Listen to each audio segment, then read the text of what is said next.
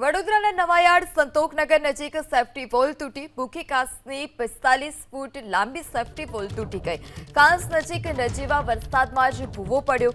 સ્થાનિક કોર્પોરેટર પુષ્પાબેન વાઘેલા તાત્કાલિક નિરીક્ષણ માટે પહોંચ્યા હતા। આડેધડ કેબલિંગની કામગીરીને લઈ સેફટી વોલ તૂટ્યાનો આરોપ છે। તો ભૂખી કાંસની 45 ફૂટ લાંબી સેફટી વોલ જે હતી તે તૂટી ગઈ હતી।